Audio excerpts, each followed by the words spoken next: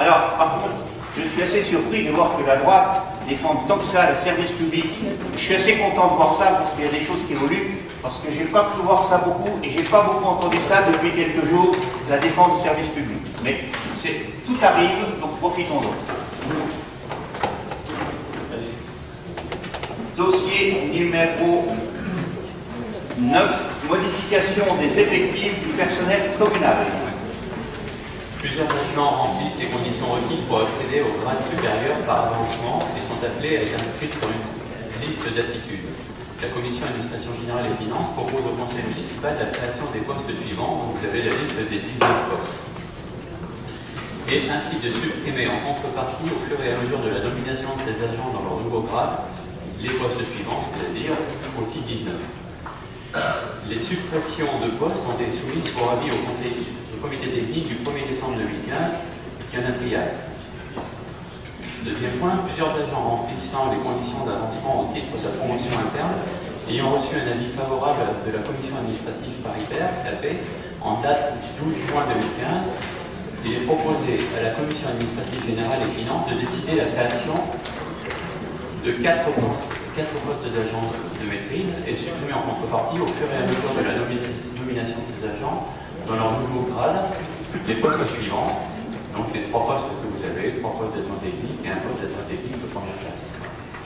Troisième point, plusieurs agents ayant suivi avec succès les épreuves d'un concours ou d'un examen professionnel, il est proposé de créer les 4 postes ci-après, donc 2 postes d'adjoint administratif de première classe, 2 postes d'adjoint du patrimoine de première classe, et de supprimer en contrepartie les postes suivants, 2 postes d'adjoint administratif de deuxième classe, 2 postes d'adjoint du patrimoine de deuxième classe.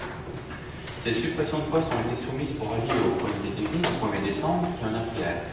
Quatrième point, un agent stagiaire dans son nouveau grade a été titularisé au cours de l'année 2015. De ce fait, il est proposé à la commission administration générale des finances de supprimer le poste suivant, donc un poste d'agent de maîtrise principale. Cinquième point, plusieurs agents ayant quitté les services municipaux, il est proposé à la commission administration générale et finances de supprimer les 15 postes que vous avez sous les yeux, à savoir les 5 postes d'adjoint technique de deuxième classe, un poste d'adjoint d'animation de deuxième classe, 2 postes d'adjoint technique de première classe, 2 postes d'adjoint administratif de deuxième classe, un poste d'adjoint administratif principal de première classe, un poste d'agent de maîtrise, un poste de rédacteur principal de première classe, un poste d'adjoint technique principal de première classe et un poste d'adjoint d'animation de première classe. Ces suppressions de postes ont été soumises pour avis au comité technique du 1er décembre 2015 qui en a pris acte. Sur ce point 5, je vais vous donner quelques infos complémentaires. Le 5, vous le voyez, nous fermons 15 postes. Nous l'avons donné ce chiffre au comité technique. Dans ces 15 postes que nous fermons, il faut savoir qu'il y a 12 personnes qui ont pris leur retraite, dont 6 qui ont pris une retraite pour inaptitude, pour information, donc qui étaient absents de la collectivité depuis quelques temps. Nous avons eu une démission et 2 mutations. Et nous avons regardé, je voulais vous donner ce chiffre en parallèle, parce qu'il faut toujours donner un petit peu, parce que 15 postes, il y a des gens qui vont dire c'est bien de fermer des postes. Puis en même temps, on peut dire qu'on ferme le service public. Donc entre les deux, c'est ni l'un ni l'autre, je dirais. Oui, je l'ai dit déjà l'année dernière, on ne reconduit pas à chaque poste, quand quelqu'un part à la retraite, on ne reconduit pas poste à poste, on étudie les besoins, parce que la collectivité, les besoins évoluent au fil des années. Sur ces 15 postes, on a travaillé comme ça, mais nous avons travaillé, là moi je voudrais remercier à la fois ceux de la commission du personnel et les services des ressources humaines, pour travailler et accompagner les reprises d'emploi. Parce qu'on s'aperçoit que des fois, des gens sont absents parce qu'ils ont un certain nombre de, je vais mettre en arrêt thérapeutique. Et bien lorsqu'on le regarde ce qui s'est passé sur cette année, je vais le mettre en place, puisque je vous dis on a fermé 15 postes, et il y a 6 c'était des gens en inaptitude, donc ça fait quelques années qu'ils n'étaient plus là. Donc ça veut dire qu'on a potentiellement enlevé l'équivalent de 9 équivalents de temps de travail. Voilà, on peut le dire comme ça. Je ne parle pas budgétairement, je parle en temps de travail.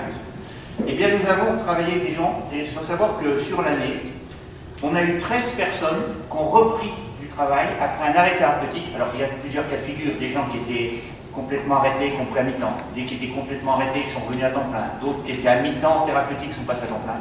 Quand on prend ces 13 personnes qui ont pris un emploi, elles représentent 7,3 équivalents temps plein. C'est-à-dire que cette année, on a travaillé avec des gens pour que on a 7 équivalents temps plein de gens qui reviennent au travail. Je pense que c'est mieux pour eux et pour nous.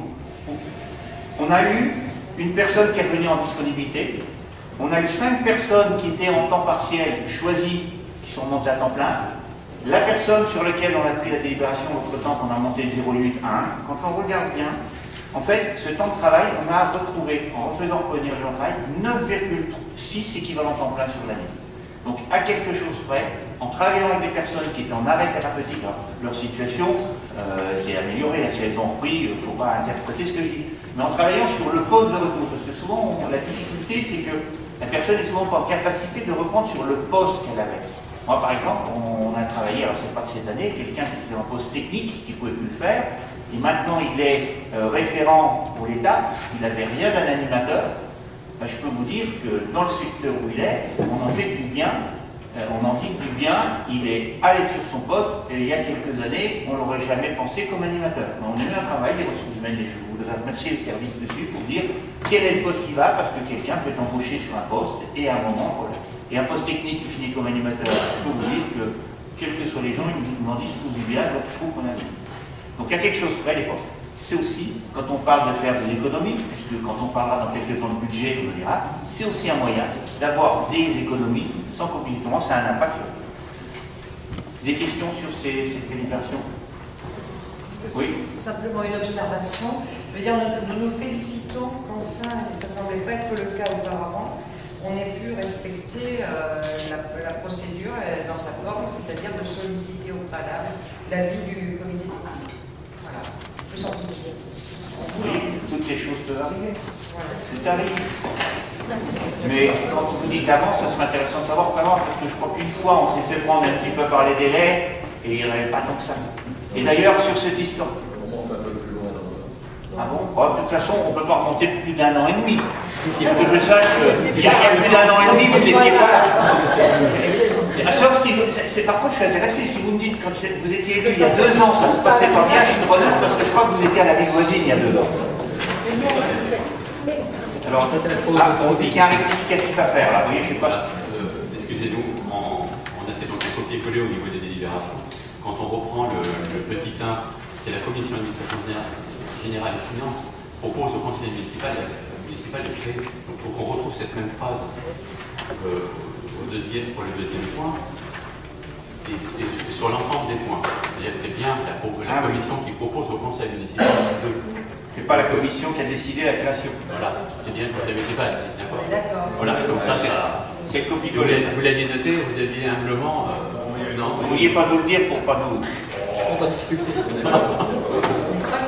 Mais non, mais je dis pour pas justement nous mettre en porte-à-faux. C'est ça que vous l'avez dit. Bon. On a, je ne sais pas si j'ai demandé de voter. Non, alors, qui s'oppose, qui s'abstient, je vous remercie. Alors, délibération numéro 10, modification d'une indemnité exceptionnelle à certains fonctionnaires territoriaux affiliés au régime spécial, création d'une indemnité dégressive. Alors là, je confie à mon collègue, parce que je trouve que quand on a fini de la lire, je ne sais pas vous, mais quand on finit de la lire, en toute franchise, je n'ai pas compris grand-chose. Mais a priori, il a expliqué, Jean-Michel, très bien en commission. Donc, je vais lui demander de tout faire. Ah bon, je vous remercie. Je vous remercie. Donc, vous l'aviez dans vos documents. Ce que je vous propose, c'est de ne pas la lire parce que c'est quand même très compliqué dans la mesure où nous sommes sur une obligation, quoi qu'il en soit. Retenez quand même que cette délibération, elle existe parce qu'il y a eu un temps une perte de pouvoir d'achat concernant la mise en place de la CSG, d'accord, sur le traitement brut et sur les primes. Donc, il y a eu la mise en place en 98 d'une indemnité de compensation selon un décret en 97 pour les agents nommés titulaires ou stagiaires avant le 1er janvier 1998. Cette indemnité est versée annuellement. Vous allez voir, c'est beaucoup plus court que la délibération. Le décret du 29 avril 2015 a abrogé le décret de 97 en créant une indemnité dégressive mensuelle. L'ancien dispositif s'appliquera donc du 1er janvier 2015 au 30 avril 2015 et l'indemnité dégressive prendra effet au 1er mai 2015. Attention, tenez-vous pour le montant mensuel brut de l'indemnité dégressive est égal à 1/12 du montant annuel brut total de l'indemnité exceptionnelle existante versés au titre de l'année 2014 avec un montant plafonné à 415 €. Le montant mensuel brut de l'indemnité dégressive est réduit jusqu'à l'extinction lors de chaque avancement de grade ou d'échelon. Attention, la dégressivité ne s'applique pas lorsque l'indice majoré détenu par l'agent est inférieur à l'indice 400. Pour vous éclaircir, vous éclairer les choses un peu mieux, en 2014, nous avions 18 agents qui étaient concernés pour un coût de 3 196 €. Et il y a 2 ans, nous avions 23 agents concernés pour un coût environ le même, 3 291 €. Voilà. Donc plus nous irons dans le temps, moins elle sera dégressive, il y en aura de moins en moins. Ça va?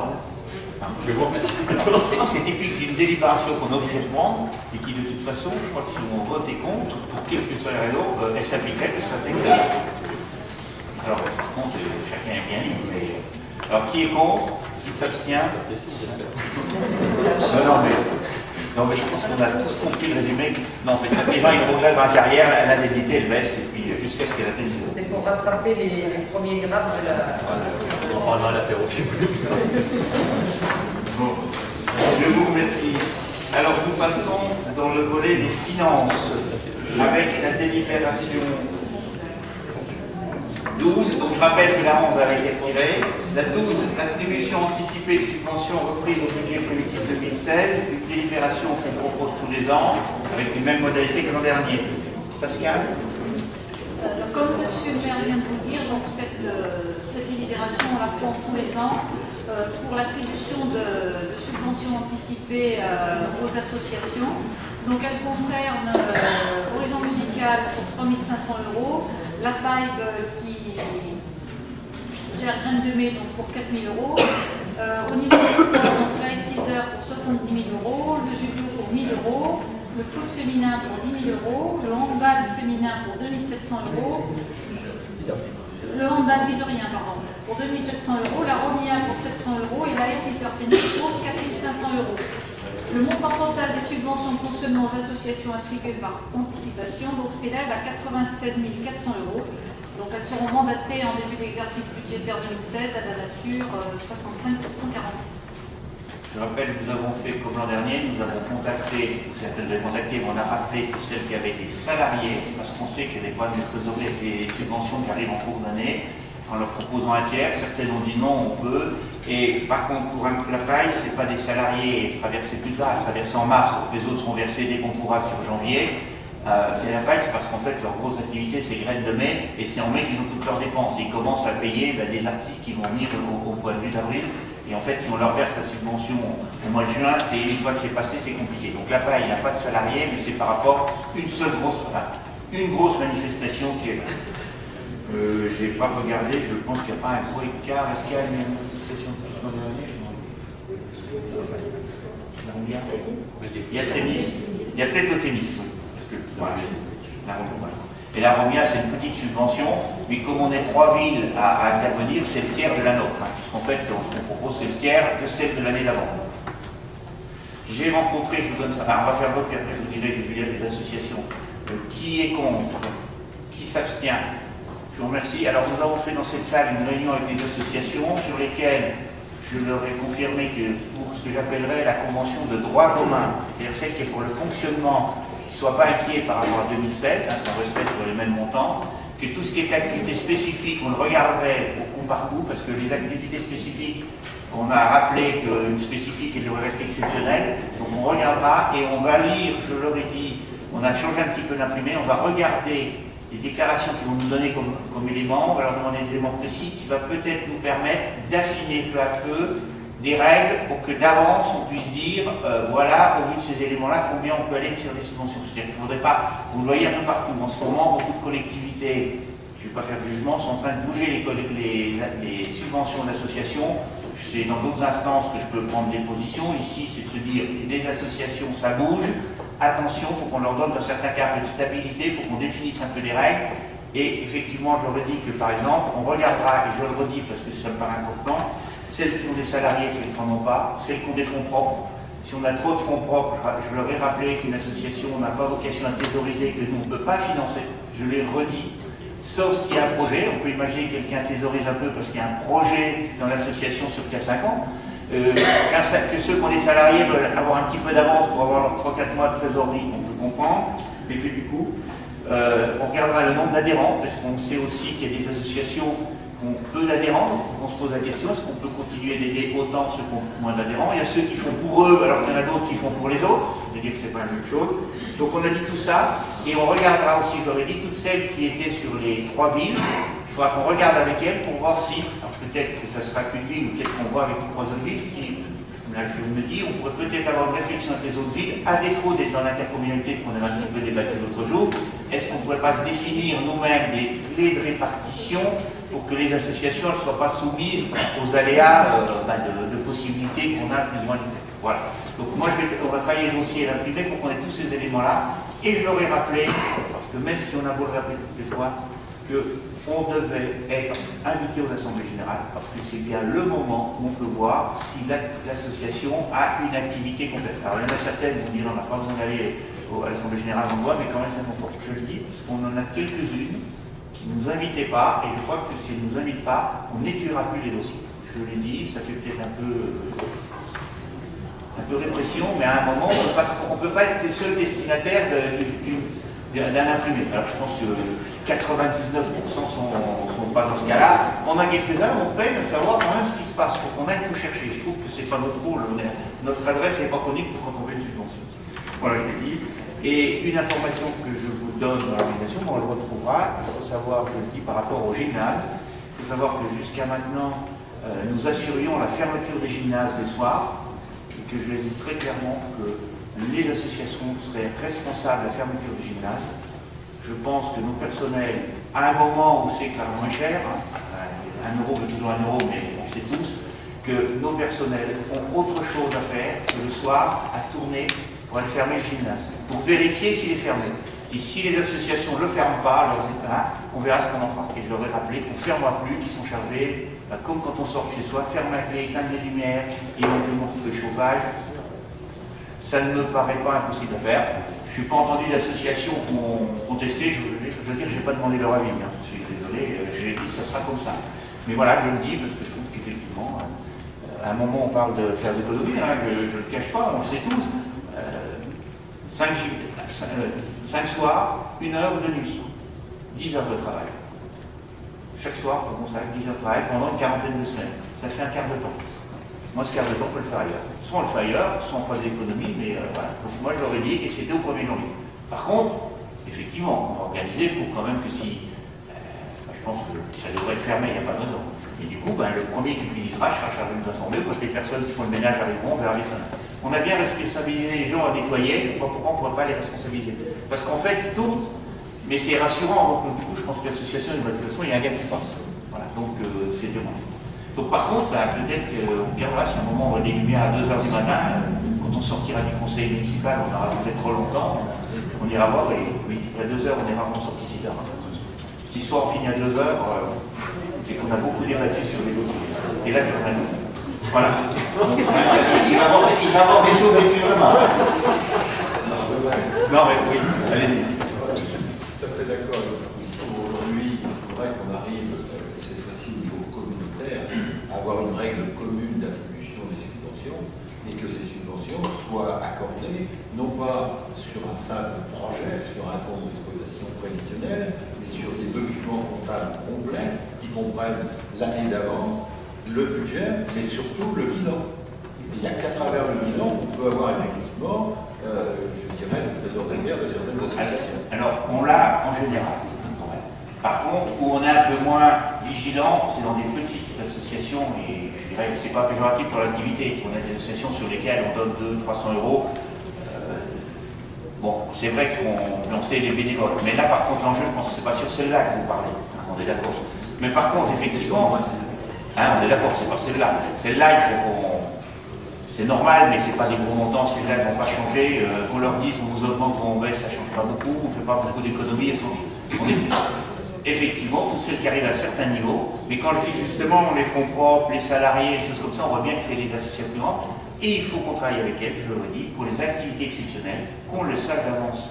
Moi j'ai envie de dire, un 25e anniversaire, c'est pas l'année 24 qu'on y pense. Si on veut faire son 25e anniversaire, c'est bien, mais ça veut dire qu'on a un peu pensé. Si on veut décider, alors, des fois, c'est un peu moins vrai, je le reconnais pour les associations sportives, qui des fois, c'est leur calendrier national qu'ils ont une opportunité pour faire quelque chose. Mais tout ce qu'on peut programmer, moi je leur ai dit, dites-nous-le d'avance, que même nous, on programme ces interventions. Voilà. Mais moi je partage que par rapport aux associations, on a un travail à faire, mais en même temps, ils vont pas contester quand l'autre jour on leur a dit on va faire cette répétition et qu'il y aura plus d'impact sur 2017 que sur 2016, je suis très réaliste, puisqu'il ne s'agit pas non plus de les mettre en difficulté l'année prochaine.